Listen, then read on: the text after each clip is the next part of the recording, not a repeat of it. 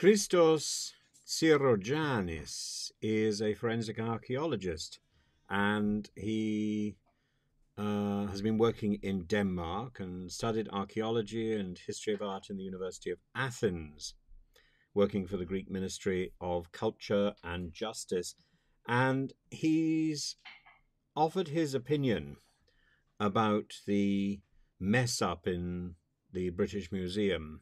I think it's slightly ironic, given the fact that he has also looked at the ethics of museum curating, and his work, at least I suspect, has been referenced in the bid for the Elgin Marbles, for the return of the Parthenon marbles. So a primary responsibility of a museum is to record the objects that it is looking after, and the British Museum has failed to do that. He claims the British Museum has made a deliberate choice to put money into glossy catalogues and events without recording their objects.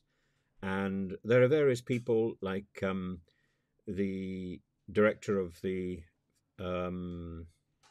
place in Oxford, what's it called? The Pitt Rivers Museum, says this was a disaster waiting to happen, but other curators have said, well, you know, there are many large museums that haven't fully catalogued all their collection. Well, I suppose this is just waiting for a disaster.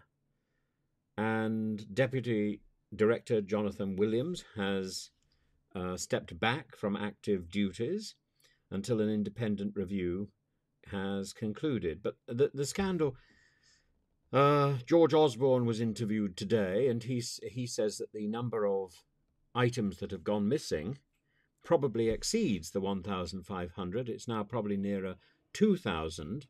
So it's just getting bigger by the day. And given the fact that the person who has been dismissed was in charge of Greek art, one wonders how many things that are pertaining to the Parthenon sculptures might have gone missing, if any. This destroys, this punches a hole in the bucket of the British Museum, in the claims made by the British Museum that it's the best place to internationally house the Greek sculptures.